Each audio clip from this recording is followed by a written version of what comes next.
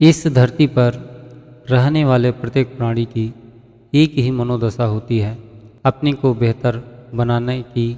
जिसके पास तार्किक विचार करने की क्षमता नहीं होती है, वह केवल अपने स्वार्थ को ही देखते हैं, अपनी शक्ति बढ़ाते हैं और अपने जैसे संतान उत्पन्न करते हैं और उसकी सुरक्षा के लिए निरंतर प्रयास करते हैं। और जो कमज़ोर होते हैं उन्हें समाज से बेदखल कर दिया जाता है और वह अकेले रहकर स्वयं ही नष्ट होने लगते हैं। ठीक ऐसे ही संघर्षपूर्ण जीवन संपूर्ण मानव समाज का है। जो शक्तिशाली होता है उसी की न्याय व्यवस्था, उसी का शासन चलता है। चाहे वह सत्य को झूठ कहे तो भी सबको मानना ही पड़ता है। इसलिए समाज का संतुलन बनाए रखने के लिए जब एक समुदाय शक्तिशाली होता है, तब उसके विरोध में दूसरे समाज को शक्तिशाली बनने की आवश्यकता होती है। अन्यथा जो कमज़ोर होगा वह नष्ट हो जाएगा और यही प्रकृति का कटु सत्य है। आज का प्रसंग समाज के दो प्रमुख समूहों के बीच व्यवस्था को समझने का प्रयास करते हैं। आप सब अंत तक बने रहें ताकि हम यह स्पष्ट कर सकें कि समाज में सर्वश्रेष्ठ बने रहने के लिए हमें क्या करना चाहिए।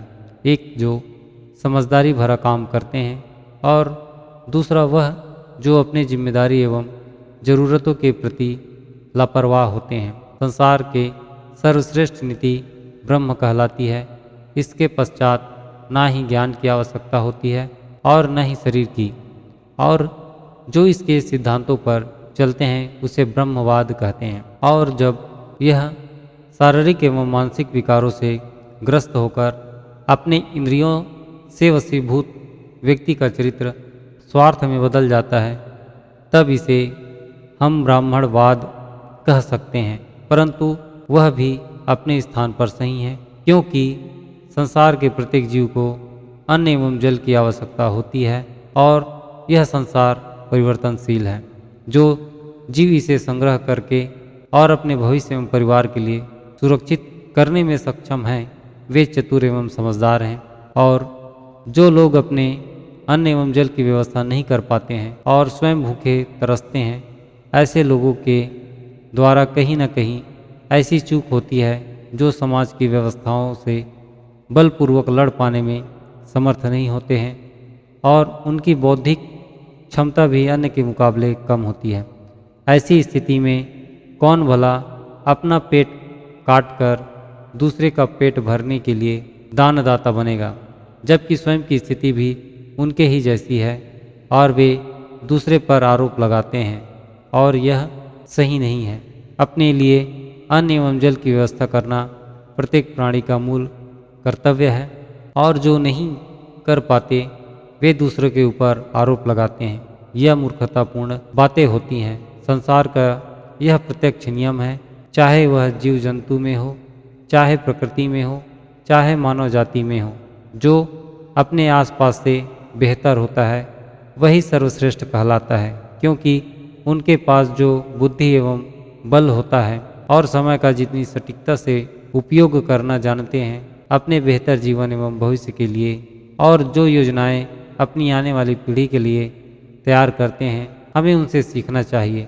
हजारों साल पहले हमारे भारत में आए हुए विदेशी लोग इसी तरह कुंडली मारकर बैठे हैं। यह कहना निरर्थक होगा कि कोई बाहरी व्यक्ति हम पर राज कर रहा है। जो बातें सत्य हैं उन्हें समझने का प्रयास करते हैं। यदि किसी राजा के संतान योग्य नहीं है, तब राजा को यह सुनिश्चित करना चाहिए और अपनी उत्तराधिकारी का चुनाव करना चाहिए। परंतु राजा ऐसा न कर पाए तो राज सिंहासन खाली रखा जाए, यह भी उचित नहीं है। सामाजिक व्यवस्था को चलाए रखने के लिए एक शक्तिशाली शासक का बैठना अनिवार्य है, चाहे वह राजकुमार हो, चाहे कोई बाहरी हो। यदि ऐसा न हो, सामाजिक व्यवस्था सही से नहीं चल पाएगी और शीघ्र ही सामाजिक विद्रोह होने लगेंगे, क्योंकि दो बच्चों के झगड़ों को शांत करने के लिए जो उससे बड़ा एवं शक्तिशाली होता है वही उसका निर्णय करता है, और दोनों बच्चों को समझा बुझाकर शांत कराया जाता है। और इस कार्य को कोई अपना माता पिता से बेहतर कोई और संतोषप्रद कार्य नहीं कर सकता। ठीक ऐसी स्थिति हमारे भारत देश की है। यदि किसी भारतीय में इतनी साहस एवं क्षमता नहीं है तो समाज को निरंकुश नहीं छोड़ा जा सकता। इससे अराजकता आएगी और प्रकृति के बहुमूल्य संसाधनों का दुरुपयोग होगा। जो शक्तिशाली होगा वह अधिक धन संचय करेगा, कमजोरों को प्रताड़ित करेगा और गरीब एवं असहाय लोगों की सुरक्षा के लिए कोई खड़ा नहीं होगा। इस व्यवस्था को दुरुस्त करने के लिए किसी न किसी को तो आना ही है, चाहे वह भारतीय हो चाहे विदेशी हो। जो जिसके योग्य होता है वह उसे अवश्य ही मिलता है, और यदि हमें ऐतराज है तो हमें राज सिंहासन के योग्य बनना होगा। मांगने से केवल भीख मिलती है। संसार के सारे सुख पाना चाहते हो तो बल एवं बुद्धि का संयुक्त प्रयोग करना सीखना होगा और अपने भीतर की कमियों को दूर कर शिक्षा, संरक्षण एवं व्यापार पर अपना अधिकार करना होगा या इसके योग्य बनना होगा, क्योंकि वे स्पष्ट रूप से समझ गए थे कि यहाँ के लोगों को कैसे नियंत्रित करके रखा जा सकता है। वह एक बेहतर समाजशास्त्री, अर्थशास्त्री, राजनीतिक शास्त्री एवं एक बेहतर दार्शनिक बन गए थे, और वह भी हमारे पूर्वजों के ज्ञान को सीख कर और यहाँ के मूल निवासी सब कुछ जानते एवं निपुण होने के पश्चात भी भविष्य की दृष्टि से उचित व्यवस्था न कर पाने के कारण कुछ स्वयं की गलती और कुछ लालची लोगों के चक्कर में फंसकर अपना सारा वैभव लुटा बैठे, और इसकी पूर्ण जिम्मेदारी राजा को ही जाता है, जो अपने दूरदर्शिता एवं चतुराई का सही उपयोग नहीं कर पाए। इसके नियंत्रण में सारी शक्ति एवं संसाधन हुआ करती थी इसके पश्चात भी। और सबसे बड़ी अज्ञानता की बात यह है, समाज के श्रेष्ठ कहे जाने वाले श्रेष्ठ बुद्धिजीवी, समाज के मुखिया, समाज के आम जनता भी अपनी कर्तव्य को पूर्ण रूप से निर्वाह कर पाने में सक्षम नहीं हो सके। जो बुद्धिजीवी हैं वह समझदार होते हैं, वह अपने वर्तमान एवं भविष्य को देख पाने में सक्षम होते हैं, और भारत देश जैसे ज्ञानी ध्यानी संत महापुरुषों के देश में ऐसी गुलामी भरी दास्तां वह भी हजारों साल तक बड़े ही चिंतन का विषय है। इसके पीछे दो ही कारण हो सकते हैं, या तो समाज दो गुटों में बटा हुआ था, जो एक पक्ष अधिक धनी एवं वैभवशाली हुआ करते थे और दूसरा पक्ष प्रताड़ित एवं अभाव में जिया करते थे। और जब भारत भूमि पर बाहरी आक्रमणकारी या ऐसे कुछ विपदा आई तो यह आपस में ही धनी एवं शक्ति संपन्न लोगों को सबक सिखाने के लिए बाहरी लोगों के साथ मिल गए, और वह धनी एवं वैभवशाली समाज कमजोर हो गया, और इसके स्थान पर वह दबे एवं पिछड़े लोग इन सब व्यवस्थाओं को अपने नियंत्रण में ले पाए। इससे पहले ही बाहरी आक्रमणकारियों ने अपने कब्जे में कर लिया।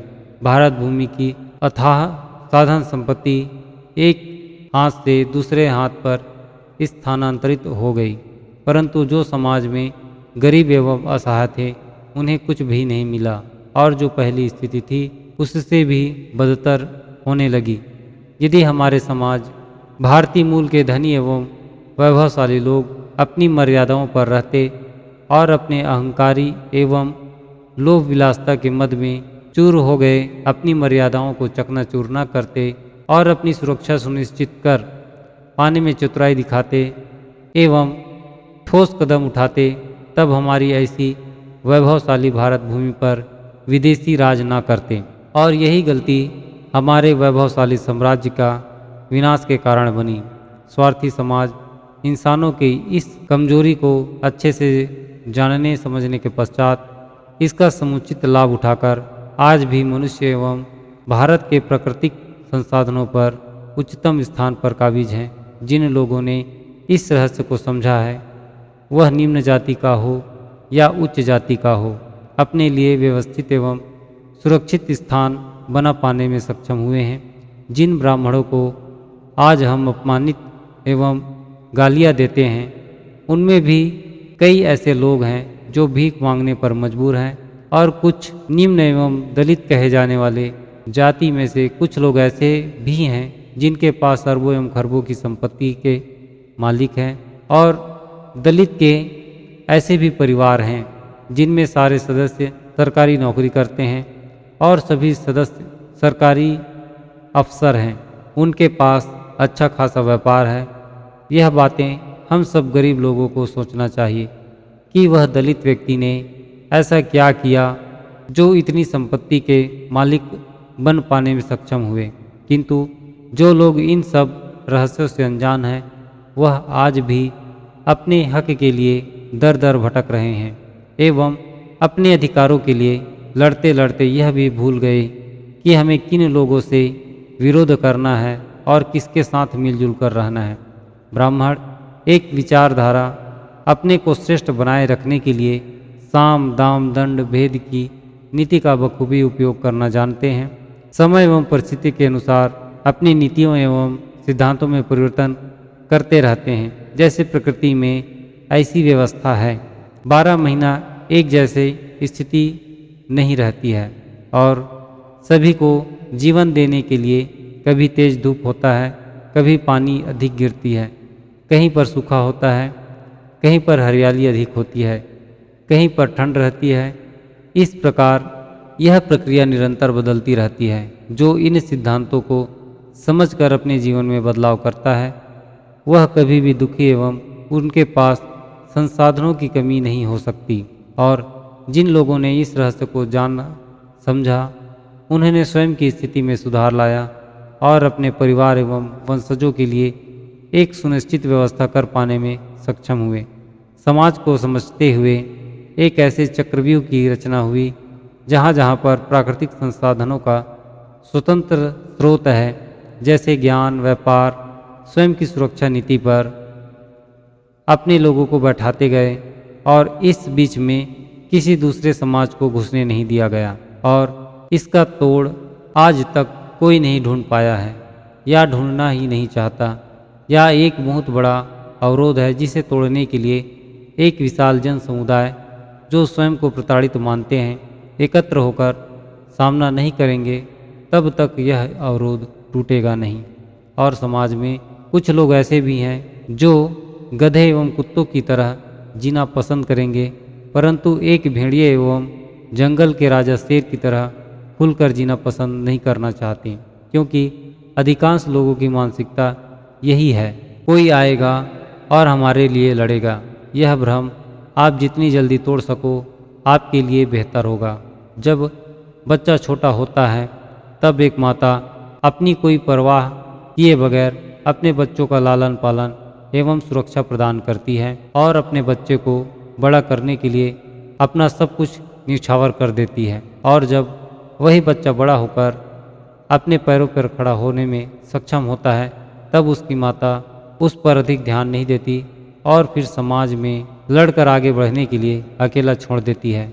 अब उस बच्चे की जिम्मेदारी होती है कि परिस्थितियों को समझे और समाज में रहकर एक ऐसी व्यवस्था का निर्माण करे जिससे स्वयं सुरक्षित हो और अपने परिवार को भी सुरक्षित रख सके।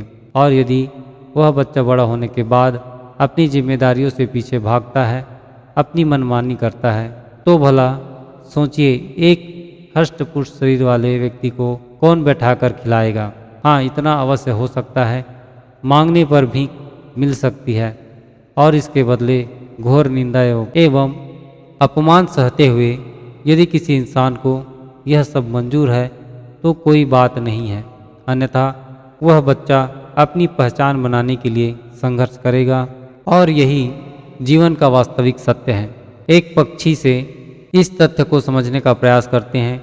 कोयल न तो कभी अपना घोंसला बनाती है और न ही अपने बच्चे पालती है। जब जुलाई में मादा कोयल के अंडे देने का समय आता है तो यह अपने अंडे चुपके से कौवे के घोंसले में या मैंगपाई चिड़िया के घोंसले में रख आती है। अंडों का रंग एक सा होने के कारण मादा कौवा उन्हें पहचान नहीं पाती है। बच्चों का रंग भी कौवे के बच्चे से मिलता जुलता होता है।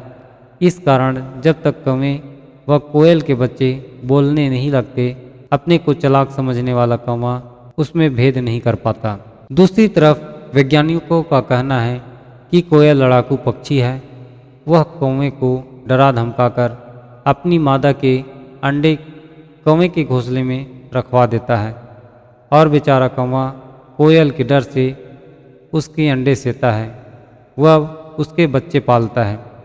यदि कौवे की प्रजाति पारिवारिक एकता एवं महत्व को समझ पाए तो कोई अन्य जाति की पक्षी कौवे पर कैसे हावी हो सकती है। और हम यह भी मान सकते हैं कौवे की प्रजाति किसी कारणवश कोयल की गुलामी करते हैं, परंतु यदि हम मानव बुद्धिजीवी की बात करें और उनके पास सही सलामत हाथ पैर हैं, परंतु यदि हम मानव बुद्धिजीवी की बात करें और हमारे पास सही सलामत हाथ पैर हैं, शारीरिक क्षमता भी है और सामान्य स्थिति में जी रहे हैं और हर एक परिस्थितियों को सोचने एवं समझने की भी पर्याप्त क्षमता है, तो हम मनुष्य किस प्रकार से गरीब एवं कमज़ोर हुए, यह विचार करने की बात है। क्या हम अपनी खुद की पहचान बना पाने में समर्थ नहीं है, या अपने स्वयं से ही नजरें मिलाने से डर लगता है? क्या जीने की लालच एवं इच्छा ने ही मनुष्य को कायर एवं निकम्मा बना दिया है और दूसरों के द्वारा दया से फेंकी हुई वस्तुओं से अपना जीवन गुजारा करने में ही अपना आदर्श मानते हैं, या अपने भीतर की छिपी हुई शक्तियों को जगाना नहीं चाहते, या स्वयं को ही भूल चुके हैं? भीतर की छिपी हुई जो कला एवं साहस है उसे किस कारण से हम उपयोग नहीं कर पा रहे हैं? क्या है यह व्यवस्था? और दूसरी तरफ लालची एवं महत्वाकांक्षी लोग हमें किसी रोबोट की भांति उपयोग कर रहे हैं और हम इसे समझ नहीं पा रहे हैं। अति महत्वाकांक्षी स्वार्थी दयाहीन जाति की प्रमुख विशेषता है जो हमें भी अपने सहूलियत एवं सुरक्षा के लिए सीखना एवं समझना चाहिए। बाहर वालों के लिए अपने घर से झगड़ा नहीं करते, अपनी गुप्त जानकारी किसी दूसरे से साझा नहीं करते, चाहे कितना भी हित प्रिय क्यों न हो। यह सभी शराब एवं मांस का सेवन करते हैं पर दूसरों को पता चलने नहीं देते। इनका सामाजिक संगठन बेहतर है और अपने समाज के किसी भी व्यक्ति को गिरने नहीं देते, क्योंकि उन्हें पता है उनकी संख्या कम है और अपने ही समाज में भेद करने से हमारी शक्ति कम हो सकती है। कुछ एकाध दो अपवाद हो सकते हैं जो सच्चाई के राह पर चलते हैं और इस स्वार्थी एवं महत्वाकांक्षी दुनिया से दूर रहते हैं। स्वयं को सर्वश्रेष्ठ बनाए रखने के लिए अपने इतिहास को भूलते नहीं हैं और न ही दूसरों को भूलने देते हैं। हर तीज त्योहारों में अपने पूर्वजों का गुणगान करते हैं और दूसरों को भी इसमें शामिल करते हैं। और ख़ास बात यह है कि जो अपनी व्यवसाय को धर्म के नाम से जोड़ते हैं और आम जनता के बीच इस प्रकार से प्रचारित करते हैं कि यह सब हमारे ही आराध्य हैं, ऐसा गुण एवं चालाक कुशल एवं शातिर शिकारी में होता है जो दुश्मन को भनक लगे बिना उसके ही घर में उसके साथ रहता है और जैसे ही मौका मिलता है अपनी वास्तविकता प्रदर्शित कर उस पर हावी हो जाता है। इन लोगों की खुद की जन संपर्क शक्ति है जो आए दिन प्रचार करते रहते हैं, कहीं पर कुछ चमत्कार हुआ है ऐसा कहकर लोगों की भीड़ इकट्ठा करने में सक्षम हो जाते हैं। समय के साथ स्वयं को बदल लेने में सक्षम होते हैं। जब इसका सर्वप्रथम भारत देश में आगमन हुआ तब स्वयं बेहद कमज़ोर एवं शक्तिहीन हुआ करते थे। सबसे पहले यहाँ के भौगोलिक स्थिति एवं सामाजिक स्थिति को समझा और कमज़ोर लोगों को लालच देकर या डरा धमकाकर उस पर हावी होते चले गए। राजनीतिक सत्ता को अपने हाथ में रखने के लिए शिक्षा, संरक्षण और व्यापार पर अपना पूर्ण अधिकार स्थापित किया और इस शक्ति को बनाए रखने के लिए जैसी स्थिति वैसा बदलाव करते गए। सर्वप्रथम अतिक्रमण की नीति अपनाई, राजा और राजघराने पर अपना आधिपत्य स्थापित किया। स्वयं राजा नहीं बने परंतु राजा को अपने नियंत्रण में रखते थे और जो राजा इसका विरोध करते थे उन्हें षड्यंत्र करके मार दिया जाता था। शारीरिक क्षमता तो घटती बढ़ती रहती है, इसलिए ब्राह्मणों ने इस पर अधिक जोर नहीं दिया, किंतु जो बौद्धिक क्षमता होती है वह बढ़ती ही रहती है। इसलिए सारे समाज को मानसिक गुलाम बनाकर रखने में सक्षम हो पाए, यह उनकी सर्वश्रेष्ठ उपलब्धि है। पूर्व के समय में मांस, मदिरा एवं व्यभिचार को निर्भय होकर सार्वजनिक स्थलों पर राजसी सत्ता पाने के मद एवं अहंकार में सार्वजनिक रूप से किया करते थे। परंतु ऐसी स्थिति सदैव चलने वाली नहीं थी।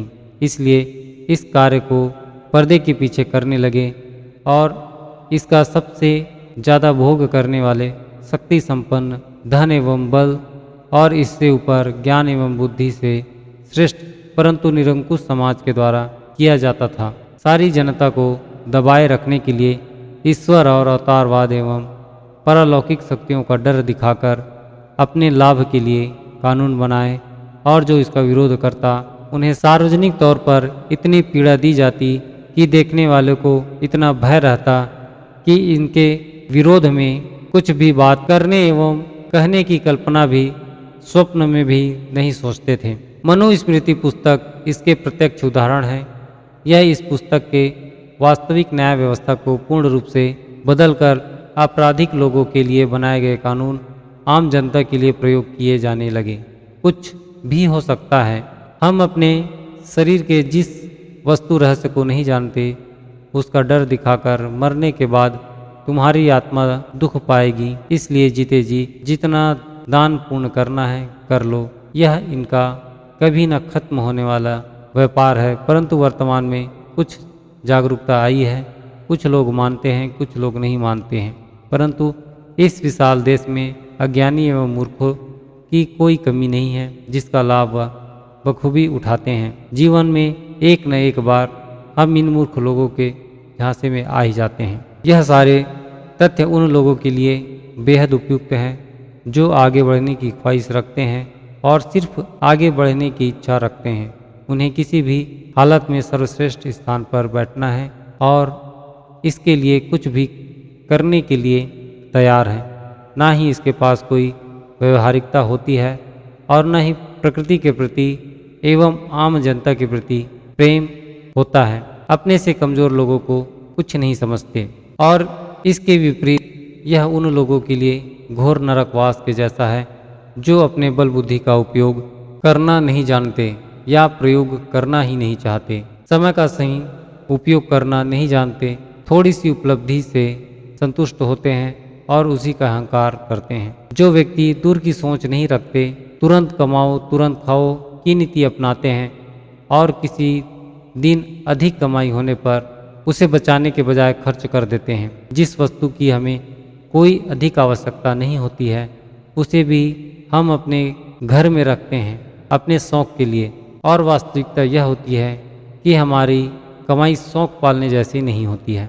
अपने मन इंद्रियों पर नियंत्रण नहीं रखते हैं और अपने मानसिक कमजोरी एवं लाचारी का बहाना बताकर कई प्रकार की विषय आसक्तियों में डूबे रहते हैं, जैसे शराब, जुआ, व्यभिचार। इन सभी आदतों से कमाई कम परंतु खर्च अधिक होता है, जो हमारे दरिद्रता का प्रमुख कारण है। घर में अक्सर लड़ाई झगड़े होते रहते हैं। परिवार में 4-5 सदस्य होने के बाद भी कोई किसी की बात सुनने को तैयार नहीं होता है। सब अपने मन की ही करते हैं और परिवार को जोड़ने के बजाय तोड़ने के लिए तत्पर रहते हैं। जिस परिवार में आपसी सलाह नहीं है उस परिवार को बिखरने से कोई नहीं रोक सकता। अपने घर परिवार से बात छुपाते हैं और अपनों पर बिल्कुल भी भरोसा नहीं करते और इसके विपरीत अन्य दूसरों लोगों पर आवश्यकता से अधिक भरोसा विश्वास करते हैं, जो हंसते खेलते परिवार के लिए चिंताजनक है। सामाजिक तौर पर संगठित होकर नहीं रहते। कोई भी सामाजिक कार्यक्रम में एक दूसरे से मेल मिलाप एवं सुख दुख बांटने के बजाय अपनी पुरानी बातों को लेकर झगड़ा करने लग जाते हैं और जो जरूरी मुद्दा होता है उस पर कोई बात नहीं करते। ऐसा होने पर समाज कभी भी एकजुट नहीं हो पाता है। अपने वास्तविक शुभ चिंतक एवं अपने शत्रु को पहचान करने में भूल कर देते हैं और जिस समय अपनी वफादार सहयोग की आवश्यकता होती है और इसी समय हम स्वयं को अकेला पाते हैं और अपने परिस्थितियों के हाथों कमज़ोर होकर नष्ट हो जाते हैं। हमें खुद पर विश्वास नहीं होता है और अपनी कमजोरी को छुपाने के लिए कई प्रयत्न करते हैं और बाहरी शक्तियों पर अधिक भरोसा करते हैं। यह कुछ आवश्यक तथ्य हैं जिन्हें हम सभी को समझना बेहद ज़रूरी है। जो इंसान अपनी मेहनत एवं चतुराई से परिश्रम करके धन अर्जित करेगा वही सदा सुखी जीवन जी सकता है, और जो व्यक्ति दूसरों के भरोसे रहता है मानसिक या शारीरिक रूप से उनका जीवन सदैव अभाव एवं परेशानियों से घिरा रहता है। आप सभी से विनती है, जो आदिकाल में घटनाएं घटी है उसके पूर्ण जानकारी किसी को भी नहीं है। जो लिखा है उसी को आधार मानकर चर्चा होती है। जैसे आज के समय में हमारे मित्र और शत्रु दोनों हैं, वैसे ही आदिकाल में भी हुआ करते हैं। इसलिए जो बातें हमारे जीवन के लिए आधारभूत हैं, जिन्हें समझकर हम अपने जीवन को बेहतर बना सकते हैं, बस उन्हीं बातों को स्वीकार करें और जिन बातों से हमें परेशानी होती है उन्हें छोड़ देना ही बेहतर होता है। यह प्रसंग आपके बेहतर भविष्य के लिए एक मार्गदर्शक के रूप में सिद्ध होगा। आप इन्हें अपने ज्ञान एवं अनुभव के आधार पर स्वयं सकारात्मक विश्लेषण करें, इसके पश्चात ही अनुसरण करें। आप पाएंगे जो बदलाव आपके साथ होगा वह बेहद आश्चर्यजनक होगा। लाभ होने पर इस बहुमूल्य ज्ञान को अपने तक सीमित ना रखें। लाइक करें, शेयर करें और अपने संशय का समाधान प्राप्त करने के लिए हमें कमेंट करके बताएं। और ऐसे ही प्रेरणादायक प्रसंग को सुनने के लिए इस चैनल को अवश्य ही सब्सक्राइब करें। आज के लिए बस इतना ही। आशा करता हूँ एक महत्वपूर्ण ज्ञानवर्धक प्रसंग के साथ अति शीघ्र पुनः मुलाकात होगी। हमारे द्वारा कही गई संपूर्ण प्रसंग को ध्यानपूर्वक सुनने के लिए आप सभी का एक बार फिर से बहुत बहुत धन्यवाद। सच्चिदानंद सोहम सतनाम साहिब परमपिता परमेश्वर आपके एवं पूरे परिवार को सुख शांति प्रदान करें।